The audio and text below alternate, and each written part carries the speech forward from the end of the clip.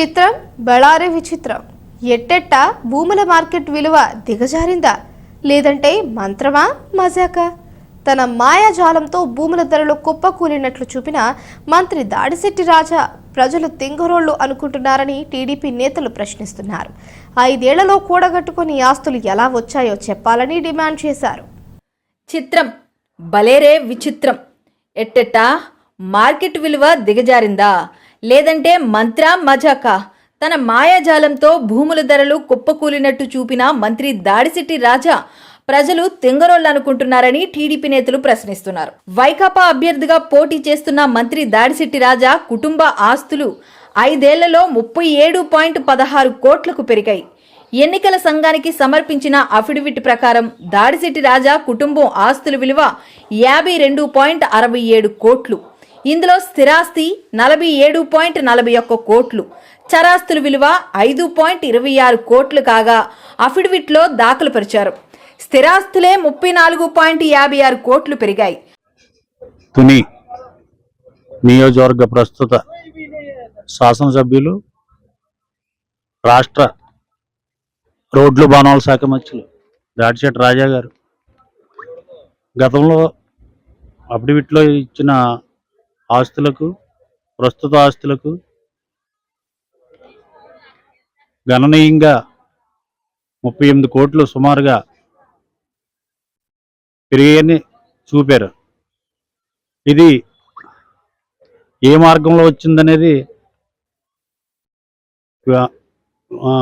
ప్రస్తుత విలేకరులందరినీ సమావేశపరిచి దాని లెక్కలు చెప్తే మా నియోజకవర్గ ప్రజలందరమే తెలుసుకోవడమే కాకుండా అందరూ అవినీతిలో సంపాదించాడు, అక్రమంగా సంపాదించాడు,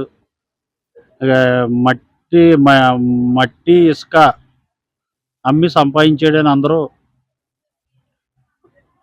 అనుకుంటున్నారు. కాబట్టి తమరు మీరు సంపాదించిన ఆస్తిని ఏ వ్యాపారం చేసి సంపాదించారనేది చెప్తే ఈ ఆరోపణలన్నీ అబద్ధమని మేము కూడా నమ్ముతాం.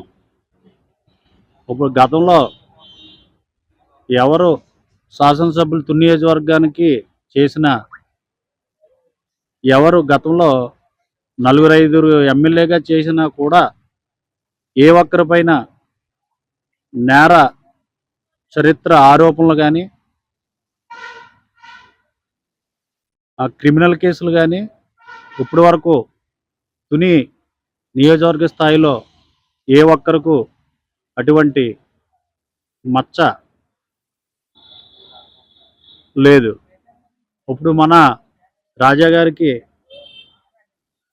రాజకీయాల్లో రాక మునుపు ఏ కేసులు ఉన్నవి లేనివి తెలియవు. కానీ మన నియోజకవర్గంలో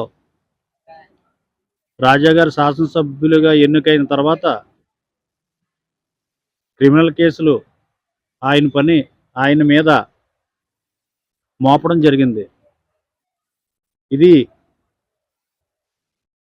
గతంలో హత్యకు నాకు ఎటువంటి సంబంధం లేదని స్టేట్మెంట్ ఇచ్చారు. కానీ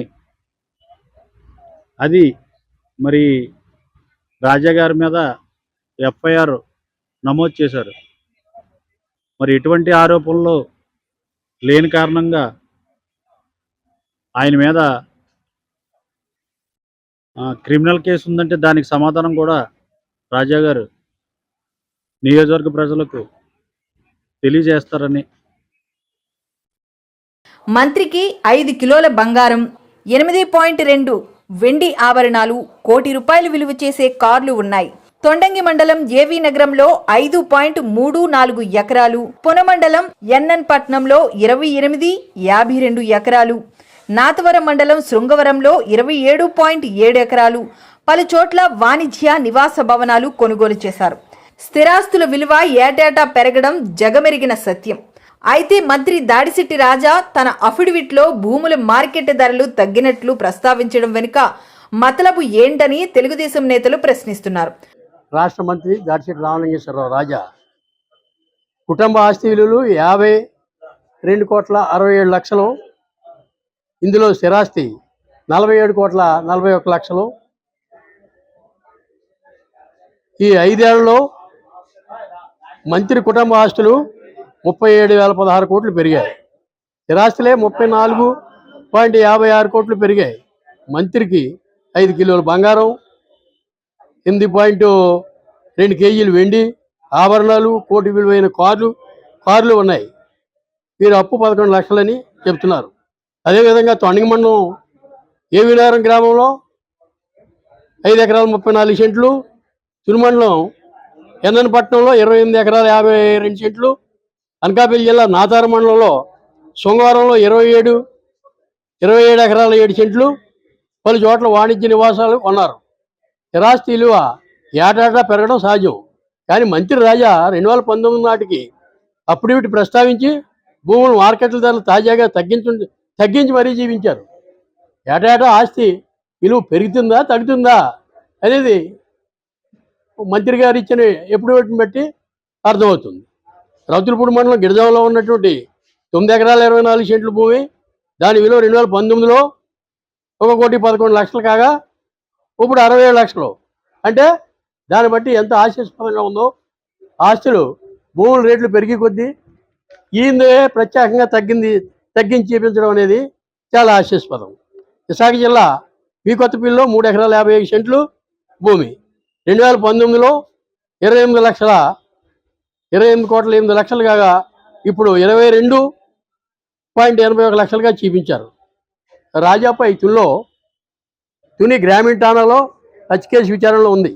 ఆయన 2019లో 9వ తరగతి చదివినట్లుగా చూపించగా తాజాగా ఆంధ్ర విశ్వవిద్యాలయం నుంచి దూర విద్యా విధానంలో BA పూర్తి చేసినట్లు చెప్పుకొస్తున్నారు. దాన్ని బట్టి దీని మీద కరెక్ట్గా ఎలక్షన్ కమిషన్ కూడా సరైనటువంటి విచారణ జరిపించి ఈ రకమైన ఈ 5 ఏళ్ల కాలంలో మంత్రి ఆస్తులు ఇంత పెరగడంలో ఈవేళ వేలు బట్టి లక్షలు వెచ్చించి నాయకులను కొనుగోలు చేయడం, వేలు వెచ్చించి ఓట్లు కొనడం, ఓట్లు ఖర్చు పెడతాం. ఈ రకమైనటువంటి ప్రజాస్వామ్యంలో కొంచెం ప్రజలు గ్రహించి ఎటువంటి నాయకులను ఎన్నుకోవాలనేది ప్రజలకు తెలియజేయడంగా నా అభిప్రాయం చెప్తున్నాను. రౌతులపూడి మండలం గిడిజాంలో ఉన్న 9.24 ఎకరాల భూమి విలువ 2019లో 1.11 కోట్లకు చూపించగా ప్రస్తుతం దాని విలువ 67.45 లక్షలుగా అఫిడవిట్లో చూపించారు. కొన్న మండలం కవలపాడు వద్ద 1.90 ఎకరాల భూమి విలువ 2019లో 38 లక్షలు కాగా ప్రస్తుతం 19 లక్షలుగా దాడిశెట్టి రాజా చూపించారు. అదేవిధంగా అనకాపల్లి జిల్లా 3.51 ఎకరాల భూమి విలువ 2019లో 28.8 లక్షలుగా ఇప్పుడు 22.81 లక్షలుగా చూపించారు. భూముల ధరల విలువ ఎలా తగ్గాయో మంత్రే చెప్పాలని, పెరిగిన ఆస్తులను ఎలా కొనుగోలు చేశారో ఈ మాయాజాలంపై మంత్రి బదులిస్తే బాగుంటుందని టీడీపీ నేతలు ప్రశ్నిస్తున్నారు. తుని నియోజకవర్గ ప్రజలను మభ్యపెట్టలేం. ఎందుకనగా స్థిరాస్తి విలువ ఎప్పుడు కూడా పెరుగుతూనే వస్తూ ఉంటుంది. కానీ మీకు అనుకూలంగా మీకు ఆస్తులు మేము కొన్న ఆస్తులన్నీ కూడా దిగజారిపోయాయి, పడిపోయిన భూముల్ని, డీఫామ్ భూముల్ని కొన్నట్టుగానే చూపించారు తప్ప కానీ ఇది ప్రజలైతే నమ్మే ప్రసక్తులు లేరు. కానీ మీరు 5 సంవత్సరాల్లో ప్రజలకి చేసింది ఏమీ లేదు. ఈ నియోజకవర్గంలో ఒక బిజినెస్ మ్యాన్గా మీరు వచ్చి వ్యాపారం చేశారు తప్ప కానీ పరిపాలన అయితే చేయలేదు. మీ ఆస్తుల్ని కూడగొట్టుకుని భూమిని మీ చుట్టుపక్క నియోజకవర్గాల్లో ఉన్నటువంటి ఆ యొక్క భూములు కూడా విస్తరించబడ్డారు తప్ప కానీ ప్రజలకైతే మీరు చేసింది ఏమీ లేదు. అలాగే మీ యొక్క స్టేటస్ పెంచుకోవడానికే పరిపాలన చేస్తూ ఆంధ్రప్రదేశ్లో ఈరోజు సర్వే చేస్తే ఈ యొక్క వైసీపీ ప్రభుత్వంలో 5 సంవత్సరాల గవర్నింగ్లో సంపాదించినటువంటి విధానంలో మిమ్మల్ని సర్వే చేస్తే 3వ స్థానం వస్తుందని ప్రజలు అనుకుంటున్నారు. ఇవాళ కేవలం మీరు సంపాదన కొరకే రాజకీయాల్లోకి వచ్చారని మేము అనుకుంటున్నాం. ఎందుకంటే కష్టపడేవాడికి ఎవరికి న్యాయం చేయలేదు మీరు. మీ ఆస్తులు మీ యొక్క ఆంధ్రప్రదేశ్లో ఒక బ్రాండ్ అంబాసిడర్ అవ్వాలనే ఉద్దేశంతో మీరు రాజకీయాల్లోకి వచ్చారు. అదేవిధంగా రేపు రాబోయే రోజుల్లో విశాఖపట్నం రాజధానిగాని అయితే ఏ ప్రాంతం ఇండస్ట్రియల్ కారిడార్గా అభివృద్ధి చెందుతుందని ముందుగానే మీకున్న ఇన్ఫర్మేషన్ దృష్టిలో పెట్టుకునే మీరు భూములు కొనుగోలు చేస్తూ మీరు రేపు రాజకీయాల్లో ఉన్నా లేకపోయినా ఒక పారిశ్రామికవేత్తగా ఎదగాలన్న ఉద్దేశంతో రాజకీయాలు కొనసాగించారు తప్ప కానీ నమ్ముకున్న కార్యకర్త స్థాయి నుంచి ఏ సమాజ వర్గంలో కూడా మరి ఇతర ఎస్సీలు బీసీలు ఉన్న సమాజ వర్గంలో ఎవరిని కూడా మీరు ఒక కోటీశ్వరుని చేసిన పరిస్థితి ఎక్కడ కనబడలేదు. కానీ మీ మీ యొక్క పాలన F2 పాలనగా మేము అనుకుంటున్నాం. F2 అంటే ఫ్యామిలీ అండ్ ఫ్రెండ్స్. ఫ్యామిలీని డెవలప్ చేసుకున్నారు. ఎప్పుడో ప్రజారాజ్యంలో మీ వెనకాల సీటుకి ప్రయత్నం చేసినప్పుడు ఉన్నటువంటి అతి కొద్ది మంది స్నేహితులకి మీరు వైఎస్ఆర్ గవర్నమెంట్లో ఉపయోగపడ్డారు తప్ప కానీ వైఎస్ఆర్ కాంగ్రెస్ పార్టీ జెండా పట్టుకుని రాత్రులు పగలు శ్రమించినటువంటి శ్రామికుడికి ఎవరికి కూడా మీరు న్యాయం చేయలేదు ఆర్థికంగా. వైఎస్ఆర్ కాంగ్రెస్ పార్టీలో ఎస్ అంటే శ్రామికుడు, ఆర్ అంటే రైతు. వీళ్ళిద్దరూ నష్టపోయారు ఈ నియోజకవర్గంలో. మీ మామయ్య గారి వల్ల రైతులు బాధపడ్డారు, మీ వల్ల శ్రామికుడైనటువంటి కార్యకర్తలందరూ కూడా బాధపడుతున్నాం. కాబట్టి ఈ తిను నియోజకవర్గం ఒకటే చెప్తున్నాం, మంచి గవర్నింగ్ కావాలి మనకి, చదువుకున్నట్టు గవర్నమెంట్ కావాలి మనకి. ఇది ప్రజలంటే ఒక కులం కాదు, అన్ని వర్గాలు కలిపితేనే ఒక సమాజం. కాబట్టి తప్పనిసరిగా మీ ఆస్తుల విలువలు ఏంటో మాకు తెలుసు, ప్రజలకు తెలుసు. మీరు ఎంత వ్యాపారం చేశారో మాకు తెలుసు, ఎంత ఆస్తి సంపాదించారో ప్రజలకు తెలుసు. ఎవరిని కూడా మీరు మభ్యపెట్టి రేపు ఓటు వేయించుకునే పరిస్థితి మీకు దాఖలాలు లేవు.